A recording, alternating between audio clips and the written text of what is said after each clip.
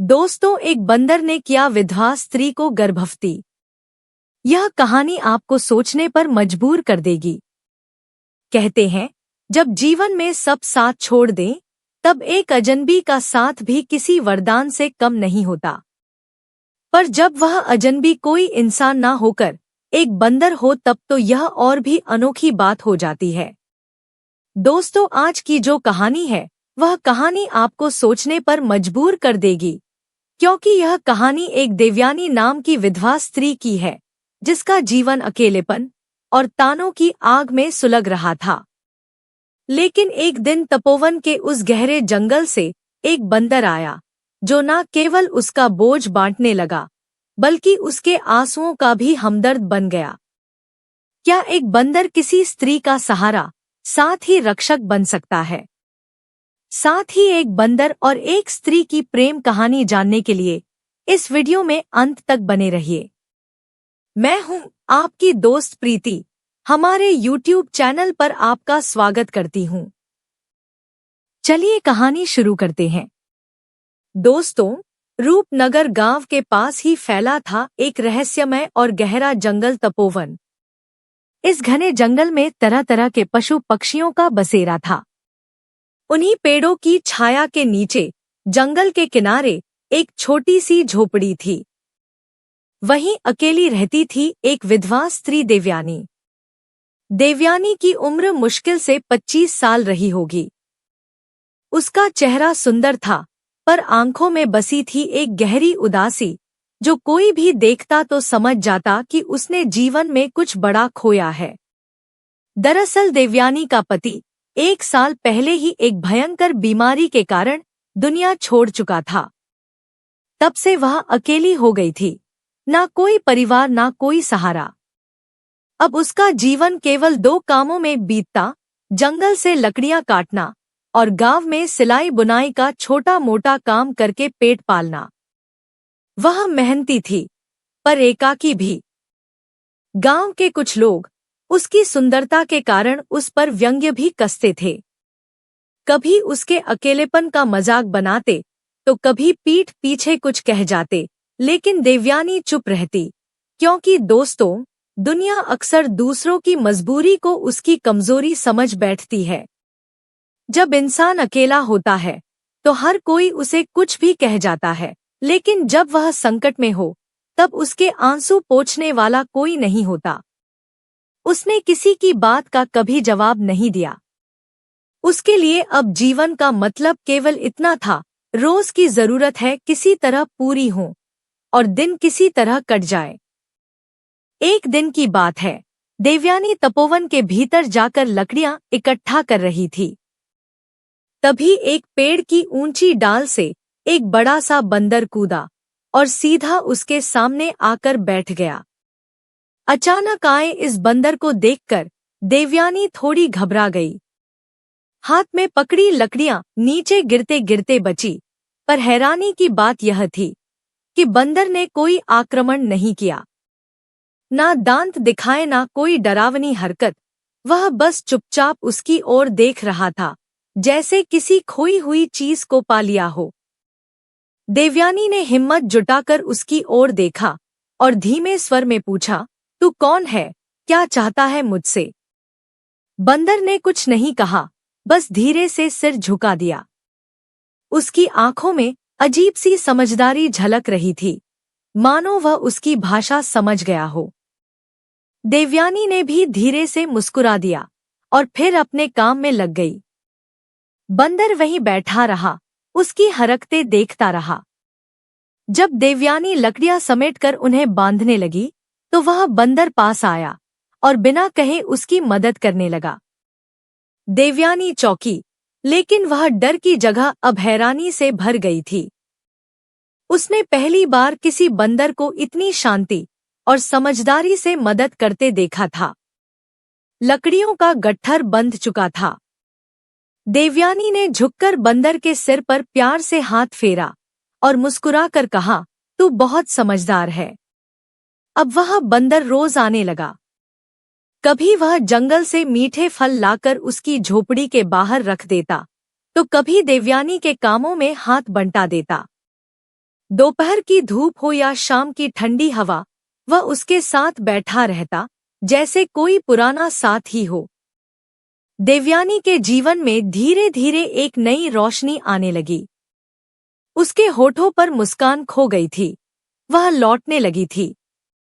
उसके भीतर जो खालीपन था, वह भरने लगा था। वह अब दिन गिनकर नहीं काटती थी, वह अब जीने लगी थी।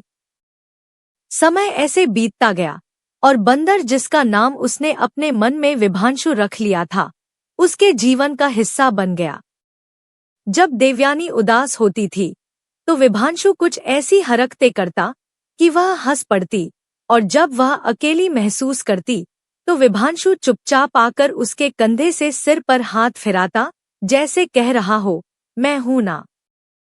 देवयानी अब उसे केवल एक बंदर नहीं समझती थी, वह उसके लिए किसी परिवार से कम नहीं था।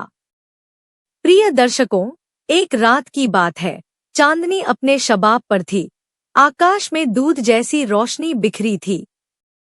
देवयानी अपनी झोपड़ी के बाहर बैठी उस चांदनी को निहार रही थी।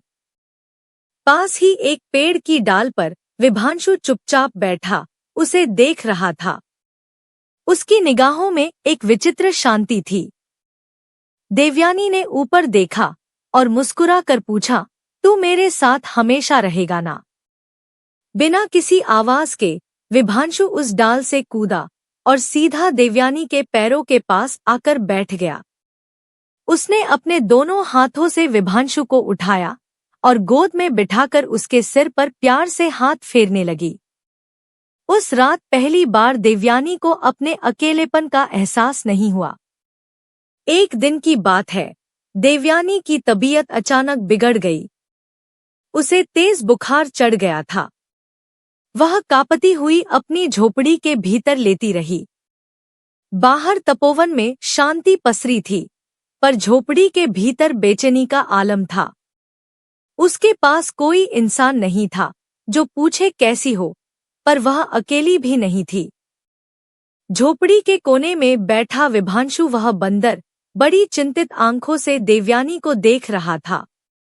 जैसे ही उसे एहसास हुआ कि देवयानी ठीक नहीं है, वह बिना देर किए जंगल की ओर दौड़ा। एक एक पेड़ पर चढ़कर हर जगह से उसने मीठे और पौष्टिक फल इकट्ठा किए और थैली की तरह अपने शरीर में लपेटकर वापस लौटा। वह चुपचाप उनके पास आया और उन फलों को देवयानी के सिरहाने रख दिया। देवयानी ने बहुत मुश्किल से अपनी आंखें खोली। उसका चेहरा थका हुआ था, लेकिन नजरों में आश्चर्य था। धीमी आवाज में उसने पूछा, तू मेरी इतनी चिंता क्यों करता है? विभांशु बंदर ने कुछ नहीं कहा, बस उसकी आंखों में झांकने लगा। उन आंखों में शब्द नहीं थे, लेकिन एक गहरी आत्मीयता थी, ऐसी जो किसी को बताने की जरूरत नहीं होती, बस महसूस होती है। न देवयानी ने कांपते हुए उसका हाथ थामा और आंखें बंद कर ली। विभांशु सारी रात उसके पास बैठा रहा, जैसे कोई रक्षक, कोई छाया हो। कुछ दिनों बाद देवयानी की तबीयत धीरे धीरे सुधरने लगी। वह अब पहले जैसी हो चली थी, लेकिन अब एक बदलाव उसके मन में था। वह विभांशु के बिना एक पल भी नहीं रह सकती थी, जैसे उसकी दुनिया ही अब उसी के इर्द गिर्द घूमने लगी थी। उन दोनों का रिश्ता अब और गहरा हो चला था। अब वह उसे एक जानवर नहीं समझती थी, बल्कि उसका व्यवहार, उसके साथ सब कुछ उसे बताता था कि विभांशु कोई साधारण जीव नहीं है। देवयानी के दिल में यह विचार गहराने लगे थे कि शायद यह कोई पुरानी आत्मा है जो किसी अधूरी कड़ी को पूरा करने लौटी है। प्रिय मित्रों, फिर एक रात आसमान में बादल उमड़ आए। मूसलाधार बारिश हो रही थी, तेज हवाएं झोपड़ी को झकझोर रही थी। देवयानी झोपड़ी के भीतर अपने कांपते तन से सिमटी बैठी थी। उसी वक्त विभांशु आया और चुपचाप उसके पास आकर बैठ गया। बिजली की चमक ने झोपड़ी को रोशन कर दिया और उसी रोशनी में देवयानी ने देखा कि विभांशु की आंखें अजीब ढंग से चमक रही थी। वे गहरी थी, जैसे अनगिनत जन्मों का रहस्य समेटे हुए हो। देवयानी ने धीरे से उसके सिर पर हाथ फेरा और पूछा, क्या तू हमेशा मेरे साथ रहेगा? विभांशु कुछ नहीं बोला, बस धीरे से उसकी गोद में सिर रख दिया। देवयानी की आंखों से आंसू बह निकले। उसने उसे सीने से लगा लिया। उसे पहली बार जीवन में किसी का सच्चा साथ महसूस हुआ। जिस अकेलेपन से वह टूट रही थी, अब वह किसी के स्पर्श से भरने लगा था। उस रात उसे पहली बार अपने भीतर एक अन्य आत्मीयता की लहर महसूस हुई। लेकिन जैसे जैसे दिन बीतने लगे, देवयानी को अपने शरीर में कुछ अजीब बदलाव महसूस होने लगे। उसे मछलियों की गंध अच्छी लगने लगी, भूख पहले से ज्यादा लगती और कभी-कभी अजीब सी थकावट उसे घेरे रहती। शुरुआत में उसने सोचा कि शायद यह किसी बीमारी का असर है, पर धीरे धीरे जब उसका शरीर बदलने लगा, तो वह चिंतित हो गई। एक दिन वह रूपनगर की अनुभवी डाई गौरी माई के पास गई। गौरी ने उसकी नाड़ी जांची, माथा देखा और चुपचाप बोली, देवयानी गर्भवती है। देवयानी यह सुनकर जैसे पत्थर की मूर्ति बन गई। उसके होंठ खुले रह गए। वह कांपती आवाज में बोली, पर यह कैसे हो सकता है? मेरा तो कोई पति ही नहीं है। गौरी माई ने उसकी आंखों में देखा और केवल इतना कहा, पर सच्चाई यही है। बेटी देवयानी उलझन में पड़ गई। उसके भीतर डर और आशंका की लहरें उठने लगी। उसका मन भागा उस रात की ओर, जब बारिश में उसने विभांशु को अपनी गोद में लिया था और पहली बार अपने अकेलेपन को विभांशु के सान्निध्य से भरते देखा था। वह रात कोई साधारण रात नहीं थी। क्या यह संभव है कि उसके गर्भ में पल रही संतान का कारण वही विभांशु है? यह सोचकर देवयानी की रूह कांप गई। अब जब भी वह विभांशु को देखती, उसके मन में अजीब सी जिज्ञासा, डर और संकोच एक साथ उठते। विभांशु अब भी पहले की तरह उसी स्नेह से उसके पास आता, उसकी मदद करता, उसका साथ देता, लेकिन अब देवयानी के मन में सवालों की बरसात थी। क्या यह प्रेम है, या कोई अद्भुत चमत्कार, या फिर कोई अभिशाप? क्या विभांशु सचमुच एक सामान्य बंदर है, या वह कोई देवता है, या किसी रहस्य का प्रतीक? इन सवालों का कोई उत्तर उसके पास नहीं था। वह सिर्फ महसूस कर सकती थी एक गहरा द्वंद्व, जो उसे भीतर ही भीतर तोड़ने लगा था। इन्हीं असमंजस भरे दिनों के बीच एक और मुसीबत ने सिर उठाया। रूपनगर के लोगों को अब यह खबर लग चुकी थी कि देवयानी गर्भवती है। गांव में फुसफुसाहटें शुरू हो गई। अकेली विधवा और अब गर्भवती, किसका पाप है? कोई कहता, राक्षस सपनों में आया होगा। देवयानी को चारों ओर से घूरती निगाहें और ताने सुनाई देने लगे। लेकिन वह जानती थी कि उसने किसी भी पुरुष से कोई संबंध नहीं बनाया, फिर भी यह गर्भ कैसे संभव हुआ? बार बार उसका मन उसी रात पर अटक जाता था। वही बारिश की रात, वही आत्मीयता, वही शांति। क्या सच में कोई अलौकिक घटना घट चुकी थी? एक शाम देवयानी अपनी झोपड़ी के बाहर बैठी थी। सूरज की आखिरी किरण तपोवन की शाखाओं से झांक रही थी। उसका मन आज बहुत भारी था। पास ही के एक पेड़ की डाल पर विभांशु, वही बंदर, चुपचाप बैठा उसे निहार रहा था। देवयानी ने धीरे से उसकी ओर देखा और धीमे स्वर में कहा, क्या तू जानता है कि मेरे साथ क्या हो रहा है? विभांशु ने अपनी बड़ी बड़ी आंखों से उसकी ओर टकटकी लगाए देखा। वह आंखें आज भी वैसी ही थी, जैसी उस रात चमकी थी, जब पहली बार दोनों के बीच एक आत्मीय रिश्ता जन्मा था। देवयानी की आंखों में आंसू भर आए, आवाज कांप रही थी, फिर भी उसने कह ही दिया, मैंने तुझसे प्रेम किया है विभांशु, पर यह कैसे संभव है कि तू ही मेरे गर्भ का कारण बन गया? विभांशु अब धीरे से झोपड़ी के सामने आया और चुपचाप उसके पैरों के पास बैठ गया। उसने अपना सिर उसकी गोद में रख दिया, जैसे कह रहा हो, मैं जानता हूँ, पर मेरे पास भी कोई शब्द नहीं है। देवयानी ने कांपते हाथों से उसकी पीठ सहलाई, लेकिन उसका मन अब भी सवालों से भरा था। उत्तर कहीं नहीं था, और हर उत्तर की उम्मीद बस उसी के इर्द गिर्द घूम रही थी। इस बीच रूपनगर में हलचल मच चुकी थी। गांव में यह खबर आग की तरह फैल गई थी कि देवयानी गर्भवती है। गांव के लोग, जिनके पास दूसरों की परेशानियों का समाधान नहीं, पर चर्चा जरूर होती है, अब देवयानी के बारे में कानाफूसी करने लगे।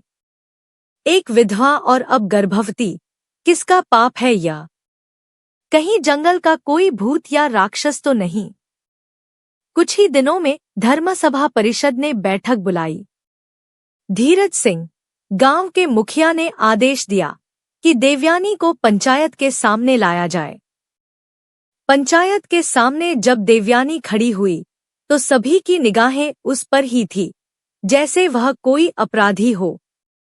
धीरज सिंह ने कठोर स्वर में पूछा, देवयानी, सच सच बता, तेरे गर्भ का पिता कौन है? देवयानी ने सिर झुकाया। कुछ पल तक मौन छाया रहा। फिर वह धीमे स्वर में बोली, मुझे नहीं पता। पंचायत में खड़े लोग आपस में फुसफुसाने लगे। मुखिया ने भौहें चढ़ाएं, झूठ मत बोलो, बिना किसी संयोग के कोई गर्भ नहीं ठहरता। एक औरत ने कहा, जरूर किसी के साथ गुप्त संबंध रहा होगा। दूसरी बोली, औरतों की इज्जत मिट्टी में मिला दी इसने। देवयानी की आंखों में आंसू थे, लेकिन आवाज में अब भी हिम्मत बाकी थी। उसने कहा, मुखिया जी, मेरे जीवन में कोई पुरुष नहीं आया है, पर एक बंदर है जो हर दिन मेरे पास आता है, मेरी सहायता करता है, मेरे साथ रहता है। यह सुनते ही पंचायत में ठहाके गूंज उठे। मुखिया हंसते हुए बोला, क्या कह रही है तू कि तुझे एक बंदर से गर्भ ठहरा है? गांव वाले हंस हंस कर लोटपोट हो गए, लेकिन देवयानी के चेहरे पर गजब की गंभीरता थी। उसने कहा, मैं नहीं जानती यह कैसे हुआ, पर सच यही है कि जब से वह बंदर मेरी झोपड़ी में आया है, तभी से मेरा जीवन बदल गया है। देवयानी की बात सुनकर गांव की महिलाओं ने उससे बातचीत बंद कर दी। बच्चों को उसके पास जाने से मना कर दिया गया। वह अब गांव में अपवित्र और कलंकित मानी जाने लगी थी। उसकी झोपड़ी वीरान हो गई थी। उसकी दुनिया अब सिर्फ उसका गर्भ और उसका साया बन चुका था। देवयानी का मन अब और भी बेचैन रहने लगा था। वह रातों को जागती रहती और अपने पेट पर हाथ फेरती। उसे भीतर से उस शिशु की गति महसूस होती थी, लेकिन उसका मन अब भी डरा और असमंजस से घिरा था। एक दिन की बात है, विभांशु धीरे धीरे झोपड़ी के पास आया। वह चुपचाप उसके पास बैठ गया और अपना सिर देवयानी के घुटनों पर रख दिया। देवयानी ने उसकी आंखों में झांका और धीमे से पूछा, क्या तुम मुझसे कुछ छिपा रहा है? विभांशु की आंखों में कुछ पल के लिए हलचल हुई और फिर उसकी आंखों से आंसू टपकने लगे। देवयानी सन्न रह गई। विभांशु ने धीरे से उसका हाथ पकड़ लिया। उस स्पर्श में एक गहरा अपनापन और आत्मीयता थी, लेकिन इससे पहले कि देवयानी कुछ और समझ पाती, विभांशु अचानक उठ खड़ा हुआ और बिना कुछ कहे तेजी से तपोवन की ओर भाग गया। देवयानी ने पीछे से पुकारा, विभांशु रुक, कहाँ जा रहा है? लेकिन विभांशु पलटकर नहीं देखा। वह जंगल की गहराइयों में समा गया। देवयानी वहीं बैठी रह गई, स्तब्ध, अकेली और भीतर से पूरी तरह उलझी हुई। अगले ही दिन रूपनगर में एक सिद्ध संत का आगमन हुआ। पूरे गांव में चर्चा फैल गई। लोगों ने जाकर संत को देवयानी की स्थिति बताई। महर्षि वामदेव, जो दूरदर्शी और तपस्वी थे, उन्होंने देवयानी को अपने पास बुलाया। उन्होंने उसकी आंखों में देखा और गंभीर स्वर में पूछा, तेरे गर्भ में पल रहा है वह कोई साधारण शिशु नहीं है। बता क्या इससे कोई पशु जुड़ा है? देवयानी ने सिर झुकाते हुए कहा, एक बंदर मेरे जीवन में आया था। वह मेरा सहारा बना, मेरी चिंता करता, लेकिन अब वह चला गया है। महर्षि वामदेव ने लंबी सांस ली और शांत स्वर में बोले, वह कोई साधारण बंदर नहीं था। वह एक दिव्य आत्मा था जो एक ऋषि के श्राप के कारण बंदर के रूप में जन्मा था। लेकिन जब उसने तेरे साथ प्रेम का अनुभव किया तब उसका श्राप टूट गया। देवयानी के लिए यह सब किसी स्वप्न से कम नहीं था। देवयानी की आंखें संत की बात सुनकर हैरानी से फैल गई। उसने विस्मय से पूछा, तो क्या मेरे गर्भ में पल रही संतान कोई दिव्य संतान है? महर्षि वामदेव ने शांत भाव से सिर हिलाया, हाँ, यह कोई साधारण जन्म नहीं है। यह संतान मनुष्य और पशु के बीच जन्मे प्रेम की अद्भुत संतान है। पर याद रख, इस दिव्यता के साथ एक बड़ा संकट भी जुड़ा है। देवयानी के चेहरे पर चिंता की लकीरें खिंच गई। उसने भरे भरे स्वर में पूछा, कैसा संकट महाराज? संत ने गहरी सांस ली और गंभीर आवाज में बोले, यह संतान विशेष शक्ति लेकर जन्म लेगी, पर उसी शक्ति को पाने के लिए अंधकार की ताकतें जाग उठेगी। वे इसे नष्ट करने का प्रयास करेंगी। तुम्हें अपनी संतान की हर हाल में रक्षा करनी होगी, चाहे तो अकेले ही क्यों ना लड़ना पड़े। देवयानी की आंखों में दर्द था, आशंका थी, पर अब उसमें एक नई दृढ़ता भी जाग चुकी थी। उसने कांपते स्वर में पूछा, लेकिन विभांशु, वह कहाँ गया? क्या वह अब कभी नहीं आएगा? संत मुस्कुराए और बोले, वह अब अपने वास्तविक स्वरूप में आ चुका है। उसने जो प्रेम का अनुभव किया, उसी से उसका श्राप समाप्त हो गया। अब वह देवत्व को प्राप्त कर चुका है, लेकिन जब संकट आएगा, वह अवश्य लौटेगा। इन शब्दों ने देवयानी के मन में विश्वास का दीपक जला दिया। समय बीतता गया, देवयानी का गर्भ अब आकार लेने लगा था। गांव के लोग अब भी उसे तिरस्कार और शक की नजरों से देखते थे, पर अब देवयानी की चाल में डर नहीं, एक आंतरिक शक्ति थी।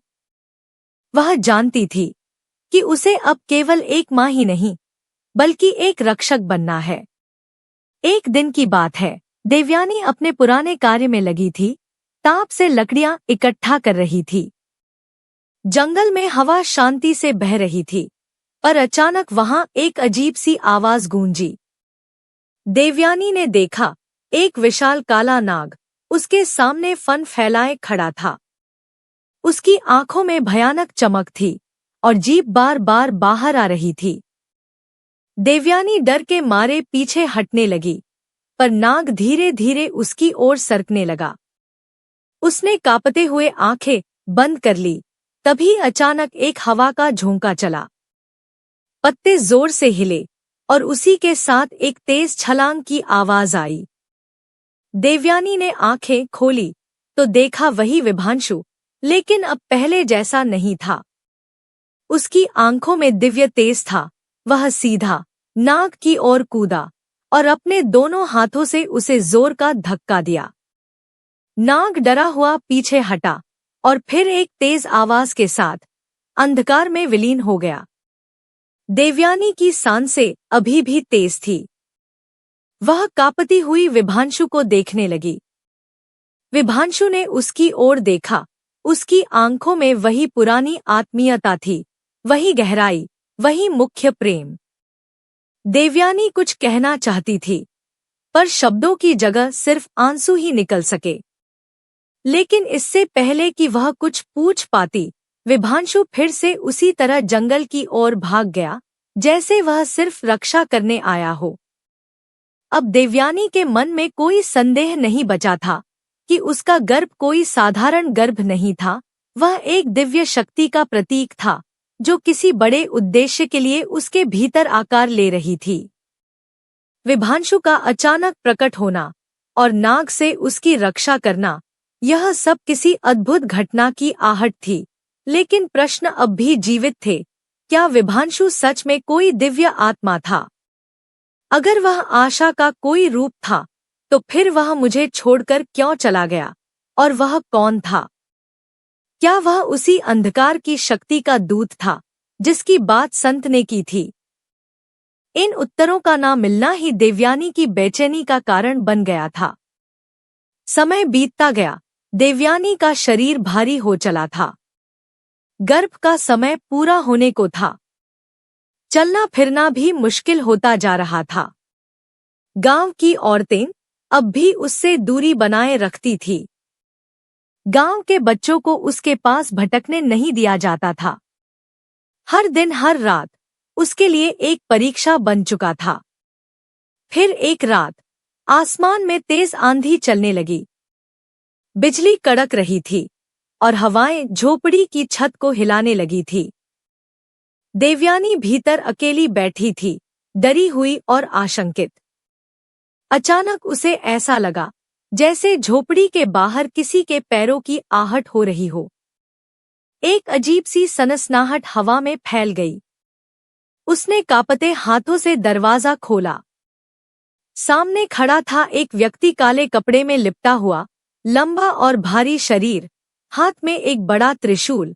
उसके चेहरे पर एक अजीब सी चमक थी, लेकिन आंखों में झलक रही थी क्रूरता की ज्वाला। देवयानी डर से कांप उठी। कौन हो तुम? उसने घबराकर पूछा। वह व्यक्ति धीरे धीरे उसकी ओर बढ़ने लगा। उसकी चाल में ठहराव था, पर इरादे में आग। उसने गर्जा कि तू जो गर्भ धारण की है, वह कोई साधारण शिशु नहीं है, वह शक्ति का प्रतीक है। मैं उसे ही लेने आया हूं। देवयानी घबरा गई। उसने 2 कदम पीछे हटते हुए फिर पूछा, कौन हो तुम? उस व्यक्ति ने एक भयानक ठहाका लगाया और बोला, मैं हूं अंधकेतु, राक्षसों का अधिपति। जिस दिव्य आत्मा ने तुझे गर्भवती किया है, वह मेरा शत्रु है। मैं उस संतान को जन्म लेने से पहले ही नष्ट कर दूंगा, क्योंकि अगर वह जन्मा तो सृष्टि का संतुलन बदल जाएगा। देवयानी कांप रही थी। उसका चेहरा भय से सफेद पड़ गया था। उसने दोनों हाथों से अपना गर्भ थाम लिया और कांपती आवाज में कहा, तू मेरी संतान को नुकसान नहीं पहुंचा सकता, यह मेरा नहीं, सृष्टि का भाग्य है। अंधकेतु ने जोर से ठहाका लगाया। उसकी हंसी में घमंड और अंधकार की गूंज थी। मुझसे बचना असंभव है। वह दहाड़ा और त्रिशूल उठाकर धीरे धीरे उसकी ओर बढ़ने लगा। लेकिन तभी तपोवन वन के भीतर से अचानक एक गगन भेदी गर्जना सुनाई दी। देवयानी चौकन्नी हो गई। उसकी आंखें डर और आशा के बीच झूल रही थी। उसने झोपड़ी के द्वार से बाहर झांका। अंधेरे में 2 चमकीली आंखें जलती हुई नजर आ रही थी, जैसे घने बादलों के बीच से बिजली फूट पड़ी हो। एक काली आकृति धीरे धीरे सामने आई। वह विभांशु था, लेकिन अब वह कोई साधारण बंदर नहीं लग रहा था। उसकी आंखों में अग्नि थी। उसके शरीर से प्रकाश की किरण निकल रही थी।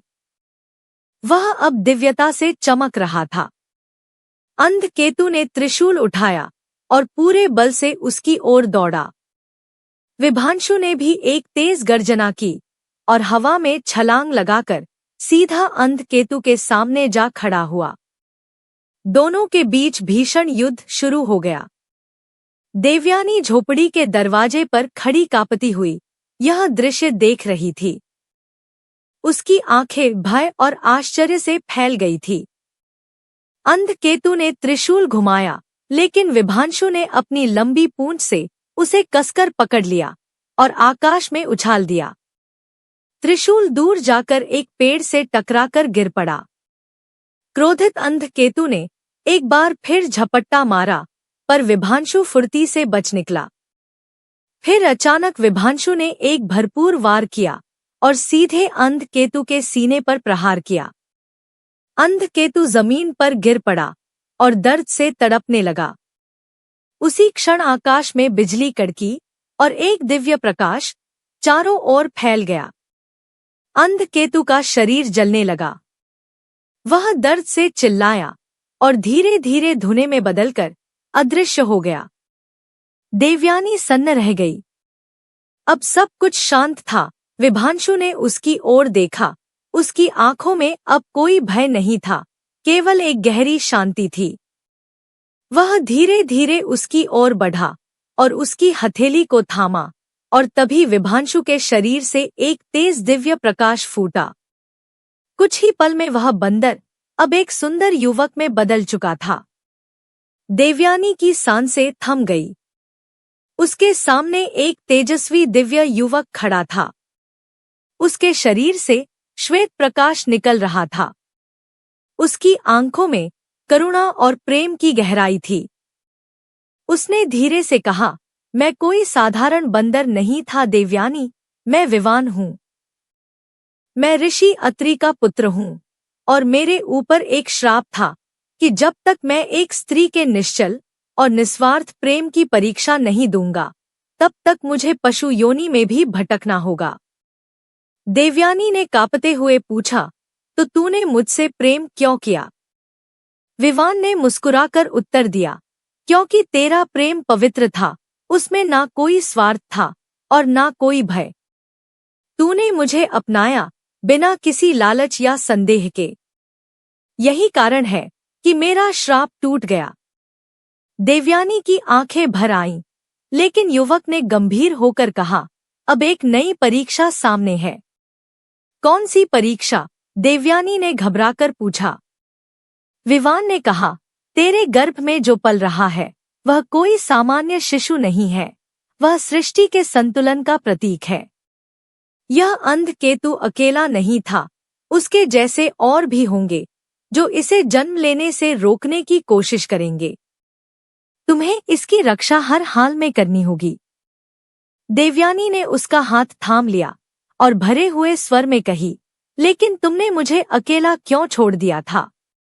विवान ने उसकी आंखों में झांका और धीरे से कहा, मैं जानना चाहता था कि क्या तेरा प्रेम सच्चा है और क्या तू मेरे बिना भी इस संतान की रक्षा कर सकेगी।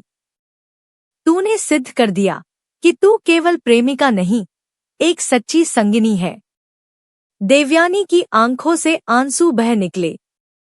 वह विवान से लिपट गई और बोली, अब मैं तुझे कभी जाने नहीं दूंगी। विवान ने मुस्कुराकर कहा, अब मैं तुझे छोड़कर नहीं जाऊंगा, लेकिन तेरे गर्भ की रक्षा के लिए मुझे एक बार फिर अपने दिव्य स्वरूप में जाना होगा। मैं तब लौटूंगा जब फिर कोई संकट तेरे और तेरी संतान के सामने खड़ा होगा। देवयानी ने घबराकर कहा, पर अगर तू चला गया तो मैं अकेली कैसे रहूंगी? विवान ने उसके चेहरे को अपने दोनों हाथों में सहलाया और शांत स्वर में कहा, तेरे मन की शक्ति ही तेरा सबसे बड़ा रक्षक है। मैं तेरे साथ सदा रहूंगा, भले तू मुझे देख ना सके। उसने धीरे से देवयानी का हाथ छोड़ा और फिर एक बार उसी तेज दिव्य प्रकाश में वह फिर से विभांशु बंदर के रूप में बदल गया।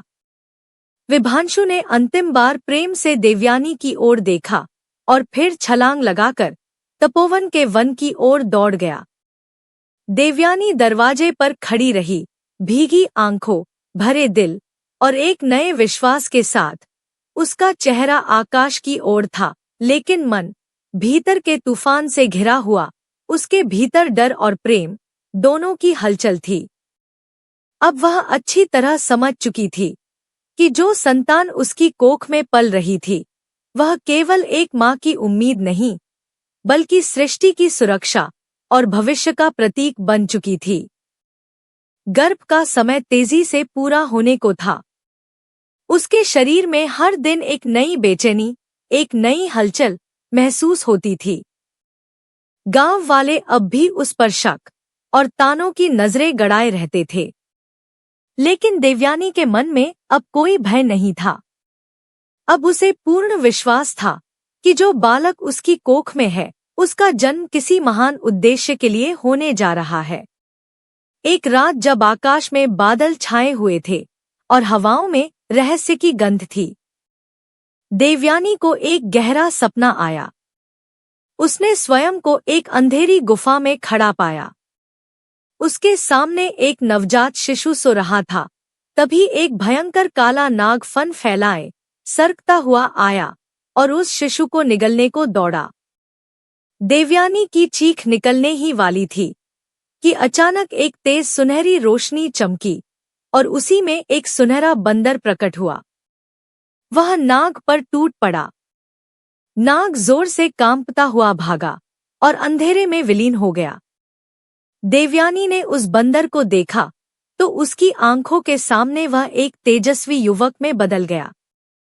युवक ने उसकी ओर देखकर बस इतना कहा, अब समय आ गया है, तुझे अपने भाग्य का सामना करना होगा।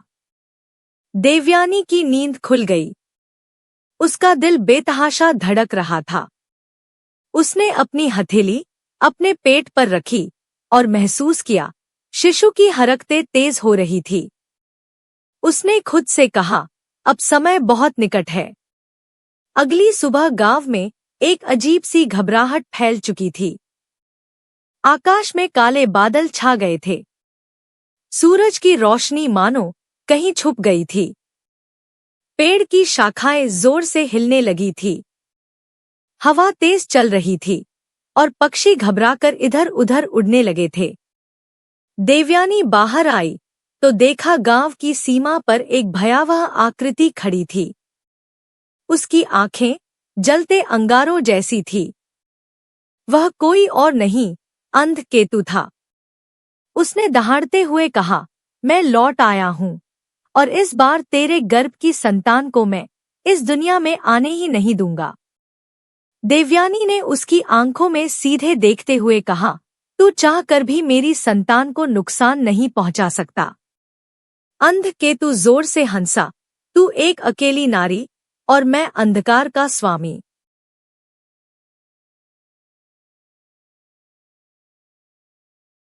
तू मेरा क्या बिगाड़ देगी? देवयानी ने अपने पेट पर हाथ रखते हुए कहा, इस गर्भ की रक्षा कोई सामान्य शक्ति नहीं कर रही, इसके रक्षक स्वयं देव हैं। गुस्से से पागल अंधकेतु ने अपने त्रिशूल को उठाया और जोर से उसकी ओर फेंक दिया।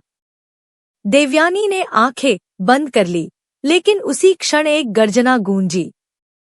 उसने आंखें खोली तो देखा विभांशु सामने खड़ा था। उसकी आंखों से आग की ज्वाला निकल रही थी। वह बिजली की तरह उछला और हवा में त्रिशूल को पकड़ लिया। फिर उसी गति से उसे वापस अंधकेतु की ओर फेंका। त्रिशूल सीधा जाकर उसके सीने में घुस गया। अंधकेतु दर्द से चिल्लाया, पर अपनी शक्ति से त्रिशूल को निकाल लिया और फिर विभांशु पर हमला किया। विभांशु ने आकाश की ओर देखा और जोर से गर्जना की। तभी आकाश एक दिव्य प्रकाश उतारकर उसके शरीर में समा गया। वह स्वर्णिम तेज से चमकने लगा। उसके सिर पर एक दिव्य मुकुट प्रकट हुआ और उसके चारों ओर एक रोशनी का मंडल बन गया। अब तेरा अंत निश्चित है अंधकेतु, अब तू इस धरती पर नहीं रहेगा। अंधकेतु ने चीखते हुए कहा, तू मुझे नहीं मिटा सकता। विभांशु ने एक लंबी छलांग लगाई और सीधा उसके सिर पर वार किया। अंधकेतु का शरीर जलने लगा। उसने विभांशु को पकड़ने की कोशिश की, लेकिन विभांशु ने उसे हवा में उछाल दिया। तभी आकाश से एक दिव्य वज्र गिरा और सीधा अंधकेतु के शरीर पर गिरा। क्षण भर में वह धुएं में बदलकर राख हो गया। अब फिर से शांति फैल गई। विभांशु धीरे धीरे देवयानी के पास आया। आंखों में अब कोमलता और शांति थी। उसने देवयानी का हाथ थामा और कहा, अब तुझे अपने भाग्य का साक्षात्कार करना है। उसी पल देवयानी को तेज प्रसव पीड़ा हुई। वह जमीन पर बैठ गई। विभांशु ने उसके सिर पर हाथ रखा और तभी देवयानी को लगा जैसे एक दिव्य ऊर्जा उसके भीतर समा रही हो। धीरे धीरे एक मधुर उजियारा फैलने लगा और फिर एक नवजात शिशु की किलकारी गूंजी। देवयानी ने देखा, उसकी गोद में एक दिव्य बालक था। उसके मस्तक पर चमकता ओम का चिन्ह था और उसके शरीर से स्वर्णिम प्रकाश निकल रहा था। विभांशु ने उस बालक को देखा और आदर से कहा, यह संतान मानव और दिव्यता के मिलन की संतान है। यह सत्य और धर्म की पुनः स्थापना करेगा। इसकी रक्षा करना अब तेरा सबसे बड़ा धर्म है। देवयानी ने उस दिव्य बालक को अपनी गोद में भर लिया। उसकी आंखों से आंसू बह रहे थे, पर उनमें अब पीड़ा नहीं, बल्कि गहराई से भरा प्रेम और संकल्प था। उसने मुस्कुराकर कहा, मैं इस संतान की रक्षा करूंगी, चाहे जो भी हो जाए। विभांशु, जो अब भी अपने बंदर रूप में उसके सामने था, उसे देखकर हल्की मुस्कान के साथ बोला, अब मेरा कार्य पूर्ण हो चुका है देवयानी। वह अचानक घबरा गई। उसकी आंखों में फिर वही डर लौट आया जो बार बार उसे अकेला कर जाता था। उसने कांपती आवाज में कहा, अब तू मुझे छोड़कर मत जा। मैं फिर अकेली नहीं रह सकती। विभांशु ने शांति से कहा, अब समय आ गया है कि मैं अपने वास्तविक स्वरूप में लौट जाऊं। लेकिन याद रखना, जब भी तुझे मेरी जरूरत होगी या जब भी इस बालक पर संकट आएगा, मैं वापस लौट कर आऊंगा। देवयानी की आंखों से अश्रुधारा बह निकली। उसने भर हुए स्वर में पूछा, तू कौन है जिसने मेरे जीवन को अर्थ दिया? विभांशु ने उसकी ओर प्रेम से देखा और कहा, मैं आरक्षक का पुत्र हूँ, पर अब मैं सिर्फ आशय पुत्र नहीं, तुम्हारे जीवन का रक्षक बन चुका हूँ। मैं तेरा और तेरे पुत्र का पहरेदार हूँ। जब जब अंधकार बढ़ेगा, मैं वापस आऊंगा। देवयानी ने अपने नवजात को और कसकर सीने से लगा लिया। उसने विश्वास भरे स्वर में कहा, मुझे पता है, तुम मुझे कभी अकेला नहीं छोड़ेगा। विभांशु ने अंतिम बार उसकी ओर प्रेम भरी दृष्टि डाली और फिर धीरे धीरे स्वर्णिम प्रकाश में लुप्त हो गया, जैसे वह फिर किसी अन्य युग की कहानी बनने चला हो। देवयानी देर तक आकाश को देखती रही। हवा में एक नई शांति थी, एक नई शुरुआत की अनुभूति थी। उसने अपनी संतान का नाम रखा अनिरुद्ध, एक ऐसा नाम जो अविरत, अविनाशी और सत्य के रक्षक का प्रतीक था। अनिरुद्ध कोई साधारण बालक नहीं था। उसके चेहरे पर बचपन से ही एक दिव्य आभा झलकती थी। उसके मस्तक का ओम चंद और शरीर से निकलता हल्का सुनहरा प्रकाश सभी को चौंका देता था। गांव के वही लोग जो कभी देवयानी को ताने मारते थे, आज उसे देवी का रूप मानने लगे थे। वे कहते, हमने किसी स्त्री में ऐसा तेज पहले कभी नहीं देखा। देवयानी ने अनिरुद्ध का पालन पोषण बहुत प्रेम और साहस के साथ किया। उसने उसे केवल मां का दुलार ही नहीं दिया, बल्कि उसे धर्म, साहस और आत्मविश्वास की सीख दी। और हर रात जब वह अपने पुत्र को सुलाती, तो आकाश की ओर देखती थी और सोचती कि जिस दिन इस बालक पर कोई संकट आएगा, उस दिन मेरा विभांशु अवश्य लौटेगा। उस दिव्य बंदर का प्रेम, उसका त्याग और उसकी छाया अब देवयानी के जीवन का अभिन्न हिस्सा बन चुका था। प्रेम, त्याग और दिव्यता की यह कथा केवल देवयानी और अनिरुद्ध की नहीं थी। यह एक ऐसी कहानी थी जो युगों युगों तक लोगों को प्रेरणा देती रहेगी। तो दोस्तों, यदि आपको यह कहानी अच्छी लगी हो तो वीडियो को लाइक करें और हमारे YouTube चैनल कहानी वाले आवाज को सब्सक्राइब कर लें।